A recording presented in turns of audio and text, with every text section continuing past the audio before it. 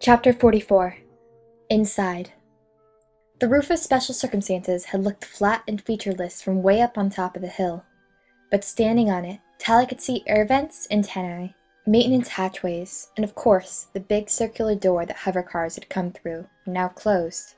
It was a wonder neither she nor David had cracked their heads hover-bouncing across it. "So how do we get in?" David asked. "We should start with this." She pointed toward the hovercar door. "Don't you think they'll notice if we come through there and we're not a hover car?" Agreed.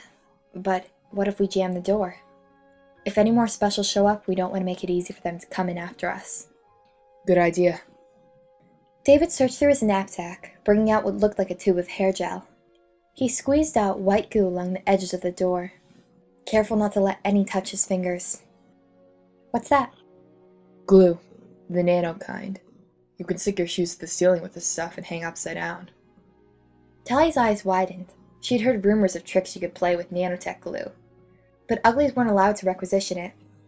"Tell me you haven't done that." He smiled. I had to leave them up there. Waste of good shoes. So how do we get down? Tally pulled a power jack from her pack and pointed. "We take the elevator." The big metal box sticking up the roof looked like a storage shed, but the double doors and eye reader gave it away. Tally squinted, making sure the reader didn't flash her, and worked her power jack between the doors. They crumpled like foil. Through the doors, a dark shaft dropped away to nothingness. Tally clicked her tongue, and the echoes indicated that it was a long way down. She glanced at her color light. Still green. Tally turned to David. "Wait for me to whistle." She stepped off into thin air. Falling down the shaft was much scarier than leaving off Garbo Mansion, or even flying into space from the hilltop. The darkness offered no clue how deep the shaft was, and it felt to Tally as if she might fall forever. She sensed the walls rushing past, and wondered if she was drifting toward one side as she fell, about to crash against it. She imagined herself bouncing from one wall to another all the way down, coming to a soft landing already broken and bleeding. Tally kept her arms close to her sides. At least she was sure the jacket would work in here. Elevators use the same magnetic lifters as any other hovercraft, so there was always a solid metal plate at the bottom. After a long count of 5, the jacket gripped Tally. She bounced twice, straight up and down, then settled down into a hard surface and found herself in silence and absolute blackness. Stretching out her hands, she felt the 4 walls around her. Nothing suggested the inside of closed doors. Her fingers came away greasy. Tally peered upward. A tiny shaft of light shone above, and she could just make out David's face peering down. She pursed her lips to whistle, but stopped. A muffled sound came from below her feet. Someone talking. She crouched, trying to grasp the words, but all Tally could hear was the razor sound of a cruel pretty's voice. The mocking tone reminded her of Dr. Cable. Without warning, the floor dropped out from under her. Tally struggled to keep her footing. When the elevator stopped again, one of her ankles twisted painfully under her weight, but she managed not to fall. The sound below her faded. One thing was certain now. The complex wasn't empty. Tally lifted her head and whistled, then huddled in one corner of the shaft, hands covering her head, counting. 5 seconds later, a pair of feet dangled next to her, then jerked back up, the beam of David's flashlight swinging around drunkenly. Gradually, he settled beside her. "Wow, it's dark in here." "Shh!" she hissed. He nodded, sweeping the flashlight around the shaft. Just above them, it fell on the inside of closed doors, of course. Standing on the elevator's roof, they were midway between floors. Tally interlaced her fingers, locking her hands together to give David a boost up to where he could wedge the power jack between the doors. They crumpled open with a metal screech that set her hair on end. He pulled himself through, then extended his hand back down to her.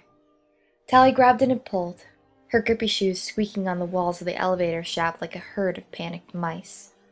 Everything was making too much noise. The hallway was dark. Tally tried to convince herself that no one had heard them. Maybe this whole floor was empty at night. She pulled out her own flashlight, pointing at the doors as they walked down the hall. Small brown labels marked each of them. Radiology, neurology, magnetic imaging. She read softly. Operating Theater 2. She looked at David. He shrugged and gave the door a push. It opened. I guess when you're in an underground bunker, there's no point in locking up. He said softly. After you. Tally crept inside. The room was big, the walls lined with dark and silent machines. An operating tank stood in the middle. The liquid drained out of it, tubes and electrodes hanging loosely in a puddle at the bottom. A metal table glistened with cruel shapes of knives and vibra saws. This looks like the photos Mom showed me, David said. They do the operation here. Tally nodded. Doctors only put you in a tank if they were doing major surgery. Maybe this is where they made special, she said. The thought didn't cheer her up. They returned to the hall. A few doors later, they found a room labeled morgue. Do you... she started to ask. David shook his head. No. They searched the rest of the floor. Basically, it was a small, well-equipped hospital. There were no torture chambers or prison cells, and no smokies. Where to now? Well, Tally said, if you were the evil Dr. Cable, where would you put your prisoners? The evil who? Oh, that's her name, the woman who runs the place. I remember from when I got busted. David frowned, and Tally wondered if she'd said too much. Then he shrugged. I guess I'd put them in the dungeon. Okay, down then. They found a set of fire stairs that led down, but they ended after only one flight. Apparently, they had reached the bottom floor of special circumstances. Careful, Tally whispered. Before I heard people getting out of the elevator below me. They must be somewhere down here. This floor was lit by a soft glow strip running down the middle of the hallway. A cold finger crept down Tally's spine as she read the labels on the doors. Interrogation room 1, interrogation room 2, isolation room 1, she whispered, her flashlight flickering across the words like an anxious firefly. Disorientation room 1. Oh, David, they must be down here somewhere. He nodded and pushed one of the doors softly, but it didn't budge.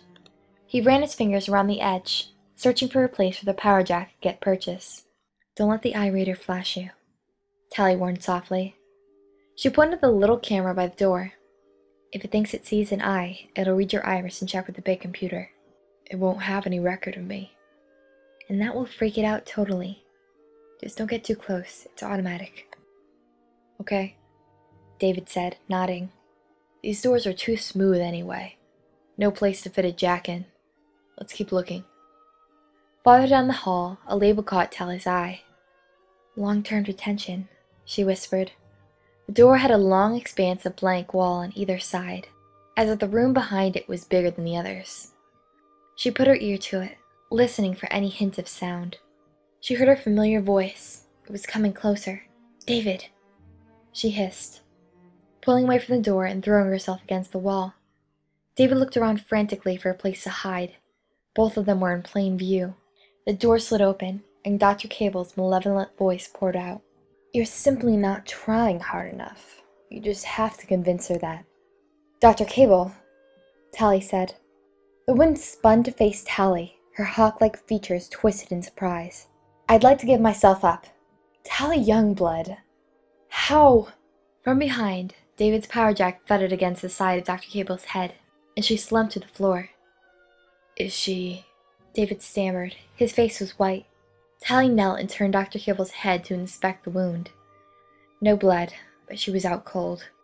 No matter how formidable Cruel Pretties were, surprise still had its advantages. She'll be okay. Dr. Cable?